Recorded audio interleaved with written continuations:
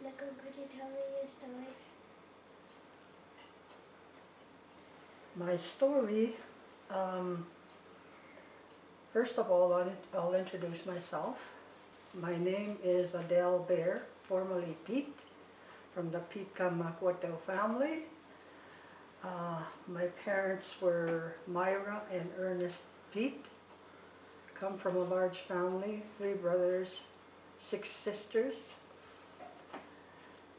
I was born at the Battleford Indian Hospital in Battleford, Saskatchewan in January 6th of 1949. I had a really good childhood. My parents taught us work ethic. We always had a garden. We always had animals to look after, milk the cows, feed the chickens, go and get the eggs and process the milk, separate the milk, make cream, make butter. But we had time to play. We had lots of friends who came to play with us, and that was really nice. We learned a lot of things about the household, looking after house, looking after people that came to visit. We gave them food, we cooked. My childhood was done, the kind of work that I did was, in my childhood was going to snaring rabbits, going to the fish basket to get the fish, clean them, and Kohkom would help us to fillet them, scale them, fillet them, and we'd dry them on a rack. Because way back then there was no fridges or freezers. How we froze our food was we had this nice big well, and my dad used to put the food in a pail and lower it down, and it kept our food fresh and cold and whatever. So it was really nice. We helped our dad on a farm. Those are kinds of work that we did. Keep cleaning house, doing dishes, learning how to cook, how to make bannock, how to cook a meal for lots of people. So I really thank my parents for that. I always tell that. And how to share. Sharing the food or sharing things that you have. So that was my childhood. During my early childhood, my brothers, my 3 brothers and my other sister, 5 of us were taken away to residential school. That's a sad part of my life. But there again we were taught work ethic, cleaning, doing potatoes, carrots, whatever, making bread and cutting it, washing dishes, cleaning the dormitories, mopping, cleaning, sweeping, and so on. That's how I grew up. And that was a sad part of my life. I cried every day because I missed my parents. I really missed them. My sister and I used to sit under stairs and we'd cry and cry and cry, to the point when we wouldn't stop crying. We were taken to our brothers and to visit them in the dining room, and of course we'd make them cry too. You know, they got lonesome. We were lonesome. They got lonesome. Our parents were only allowed to come and visit us for a little while, maybe 15 minutes, and they were supervised. The nuns and or the brothers used to come and stand there and see, make sure our parents, I guess, didn't take us away and steal us away. So I've had happy times and I've had sad times in my life as a young girlie, 6, 7 years old. And I talk about that all the time. That's a part of my healing. Get it out. Tell my story so I lead a good life. I try and lead a good life nowadays. Traditions, customs, ceremonies I attend. I pray a lot. Ngaki Simon, I pray to Creator, Mana. Kawichihit, to give me that strength, to help me give me that strength to be a strong person and continue in my journey of wellness and healing. But that's a long trip. You know, you're lucky you weren't taken away, you know. You're so lucky, you're so fortunate to have your parents bring you up and so on. If taktama, start musta sigato yung hatchamun haywag if tanan higiway. Okay, your next question? Mm. If I could just ask the questions from here. How do you, what kinds of activities do you do in the community? What kinds of activities do I do in the community? In the community of Little Pine and Poundmaker, and also in the provincial system, I go and teach about our culture, our traditions, even our language. That's so important. And I'm not shy anymore to speak Cree, because in residential school I used to be punished if I spoke my language. But I kept it. When I came home, that's the only language my grandparents knew. And they're the ones that took me on the land and taught me about medicines and different things, how to pick berries, how to be careful and so on. Taught me about protocol. So it's important to learn those things from our elders, our parents, our cousins, or aunties, or uncles, or whoever is willing to teach us.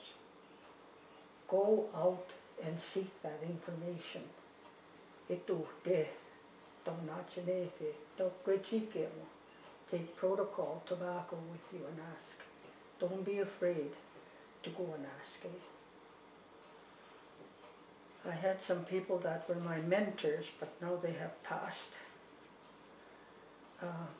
Kohkom, Teresa and Simon in Mushumi.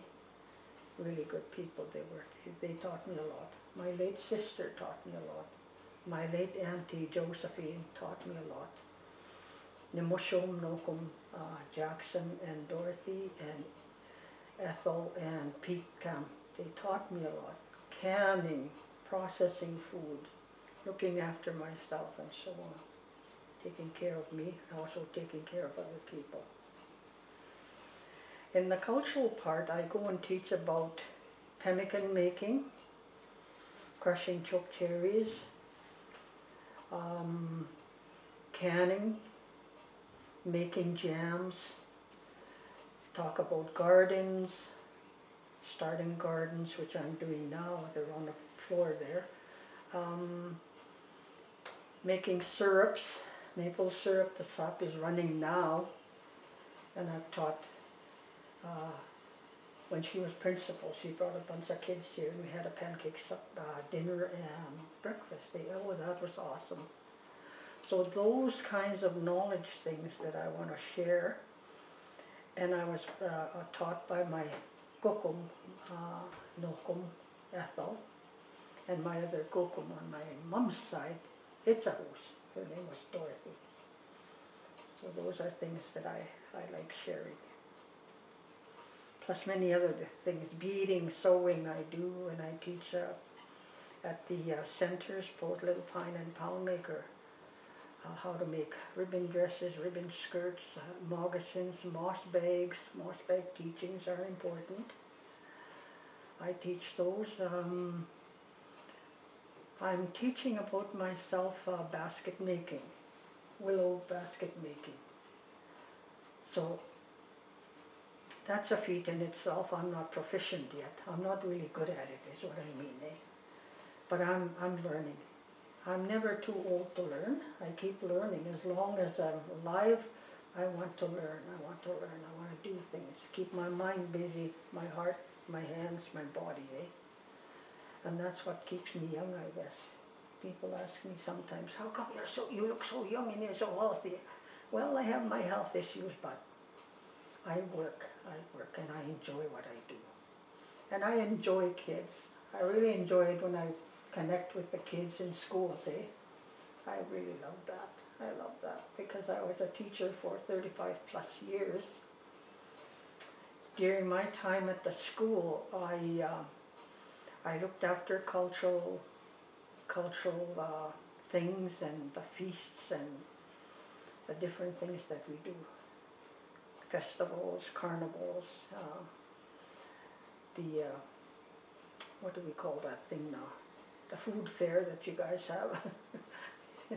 So those kinds of things that we put in at the school, we ran at the school, the powwows, the little round dances, the hoop dances, and so on. So you're fortunate to be at that school.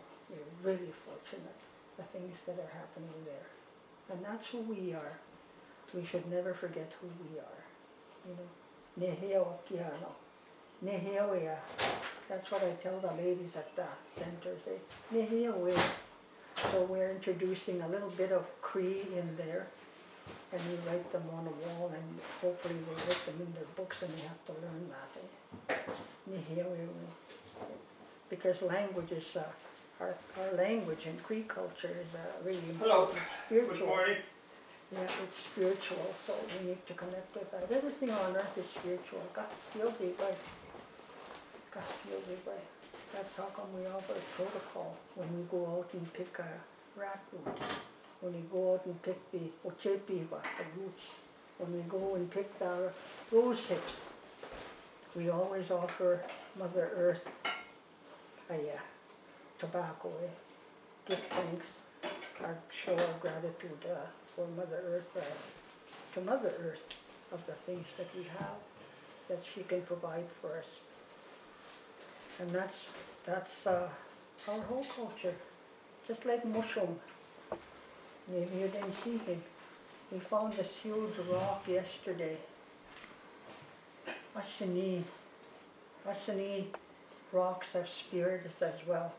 Beautiful rock. Just imagine how many thousands of years old that is. So he brought it home. He just brought it home now because we want it here. That spiritualness of that rock, the healing of that rock, and the rock that can correct if we say something wrong. It's up to the rock to correct. Yeah. Sinabi wasni, kues mamino sta. Kispin wan ko na mo ane. Yaksmani is nehiawaya he kagakisamwa. So that's so important. So I'm glad we found that rock and he brought it home. It's home now. It's home. Yeah. What else? We'll just ask one more question. What are the best things about Little Pine? The best thing about Little Pine is I think the kinship. Wakotun. Mi jetman nga nagskokik. Ewa homtano mantuak. Yaksmana, Ntsakos, Nimes. Yaksise nis nehiawa homtik. Meitene wa nanma wakotun. Atitma mu wakotuak. The thing I like about Little Pine is about the kinship. Like I'm related to you. We're kind of all related, and we need to find that out. We need to do a family tree. And I'm happy when some people meet me and say, Nimis, my big sister, they say. And I like that. That's about kinship. Wakutum, nokum, nimushum, nigawis, nosim, nichapan. Those are really precious words that come out of our body, the chahuna. And it shows that kinship is really strong and it's respected. So that's really good about that, yeah. And the thing I like about, the other thing I like about Little Pine is the education that's going on. Having our people teach there, coming back. And that was the premise when they built Chief Little Pine School. They started the training. They wanted us to come back home and to teach our community. So we're having some of that. You're there. Who else is there? That's from here. Alana is coming back. Angela, that's there. She's from the community. So people like that, it's good to see Olive, Heather, all the EAs that are there. And that's good. They need to see us as professional people. that we did it with hard work, perseverance. We struggled, yes, because I had a family when I left to go and be a teacher when I studied. But I made it. Perseverance and support from family. So I really like that. And the ones that are there that were from the community are, you know, hopefully teaching some of the language, the culture, our traditions, our customs. You practice a lot of your traditions and your customs, which is really good. It's awesome. Yeah. You dance. You still dance? Right on. Good. I didn't dance, but I taught my grade 3s how to dance. I used some of my kids as resources. You know, we need to bring those up. Just like hers. I think she dances. She can be a resource. Teach the children in the classroom how to do the basic steps and then the fancy, all the different types of dances. So education is really important, very important. And those are some of the things that I treasure, you know. Hi. Thank you so much for spending time and sharing your story with us. Thank you very much. Thank you so much. Thank you. Yeah. And good luck in Saskatoon. Yeah? Don't be shy. Just keep going. Keep trying hard. Akamemo. Our grandparents used to say, Akamemo. Keep trying. Keep trying. Keep going.